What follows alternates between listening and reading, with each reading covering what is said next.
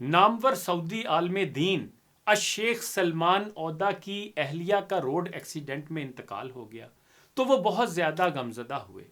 ان کے غم و اندوہ کا کافی شہرہ بھی ہو گیا۔ چند دن بعد شیخ کو اہلیہ مرحومہ کی کسی سہیلی کا ایک خط موصول ہوا جس کا مضمون کچھ یوں تھا: السلام علیکم یا شیخ، میں آپ کی اہلیہ ام معاذ کی بچپن کی سہیلی ہوں۔ مجھے ان کی وفات کا سن کر دلی صدمہ ہوا۔ معلوم ہوا کہ آپ بھی اہلیہ کے فراق پر شدید صدمے سے دوچار ہیں۔ مناسب سمجھا کہ آپ کو اپنا قصہ سنا دوں تاکہ شاید آپ کو صبر آ جائے۔ یہ 27 رمضان المبارک 1431 ہجری کا دن تھا۔ ہم سارے اہل خانہ عمرے کے سفر پر ریاض سے مکہ مکرمہ روانہ ہوئے۔ سب کی اپنی اپنی گاڑیاں تھیں، لیکن تقدیر نے ہم سے یہ فیصلہ کرایا کہ ہم سب ایک ہی گاڑی میں جائیں گے۔ دونوں بھائی بھی ہمارے ساتھ ابو کی گاڑی میں بیٹھ گئے۔ میں، والدین، 2 بھائی اور 2 بہنیں، کل 6 افراد کا قافلہ دوپہر کو ریاض سے روانہ ہو گیا۔ پہلے سے طے تھا کہ مکہ پہنچنے تک ہر کوئی ایک قرآن ختم کرے گا، اس لیے سب تلاوت میں لگ گئے۔ عجیب کیفیت طاری تھی۔ میری بہن تلاوت کرتی جا رہی تھی اور ساتھ اس کے آنسو بھی جاری تھے۔ سب کا یہی حال تھا، لیکن یہ رکت کیوں طاری ہے کچھ سمجھ نہیں آ رہا تھا۔ اس دوران شاید والد پر اونگ طاری ہو گئی۔ وہ تیز رفتار میں ڈرائیو کر رہے تھے۔ گاڑی بے قابو ہو کر ایک اونچی کھائی سے نیچے گر گئی۔ نیچے کئی 100 فٹ گہری کھائی تھی۔ گاڑی کلابازیاں کھا کر نیچے جا رہی تھی کہ میرا جسم اس سے نکل کر جھاڑی پر گر گیا۔ باقی افراد گاڑی سمیت وادی کی گہرائی میں گر گئے۔ یہ حادثہ عین افطار کے وقت پیش آیا۔ ہم سب روزے سے تھے۔ کچھ دیر بعد جب مجھے ہوش آیا تو بمشکل جھاڑیوں سے باہر نکلی۔ جسم کی کئی ہڈیاں ٹوٹ گئی تھیں۔ میں گرتی پڑتی اور گھسٹتی اپنے اہل خانہ کو ڈھونڈنے لگی۔ چیخ بھی رہی تھی، لیکن اس ویرانے میں کوئی جواب دینے والا نہیں تھا۔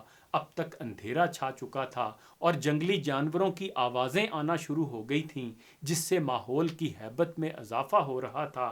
بالآخر میں گاڑی تک پہنچ گئی۔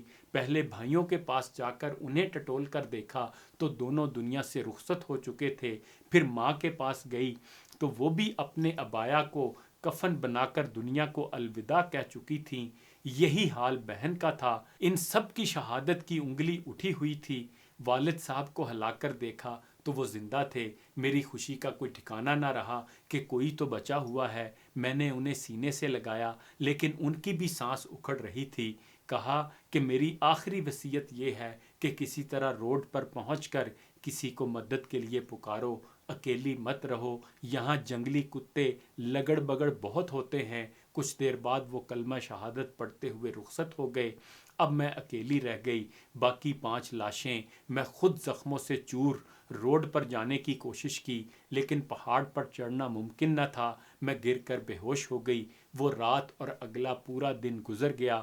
عصر کے وقت کسی چرواہے کی نظر پڑی اور اس نے متعلقہ حکام کو ہمارے بارے میں مطلع کیا اور ہیلی کاپٹر سے ہمیں ریسکیو کیا گیا۔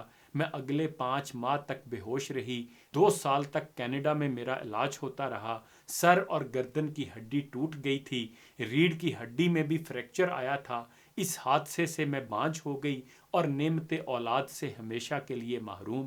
میرے کئی آپریشن ہوئے اور اب الحمدللہ ریاض واپس آ کر نئی زندگی شروع کی۔ اور ہاں، یہ تو بتانا بھول گئی کہ 1 ہفتے بعد میرے دونوں بھائیوں کی شادی تھی۔ تمام تیاریاں مکمل تھیں۔ والد نے کہا کہ شادی سے پہلے سب عمرہ کر کے آتے ہیں۔ بھائیوں کے شادی کے سوٹ اب بھی میرے پاس محفوظ ہیں۔ اے شیخ، اس سب کے باوجود میں ہر حال میں اللہ کا شکر ادا کرتی ہوں۔ میں نے یہ قصہ اس لیے سنایا کہ آپ کو بتا سکوں کہ مصیبت سہنے والے، پیاروں کی جدائی کا صدمہ اٹھانے والے اکیلے آپ نہیں ہیں۔ خوشیوں کے ساتھ یہاں غم بھی ملتے ہیں۔ یہ دنیا کا ازلی دستور ہے، لیکن ہمیں ہر حال میں صبر کا دامن نہیں چھوڑنا چاہیے۔ خدا ہم سب کو اپنی حفظ و امان میں رکھے اور ہر حال میں شکر ادا کرتے رہنے کی توفیق عطا فرمائے۔ انہی گزارشات کے ساتھ اجازت چاہوں گا۔ اپنا خیال رکھیے گا۔ اللہ حافظ۔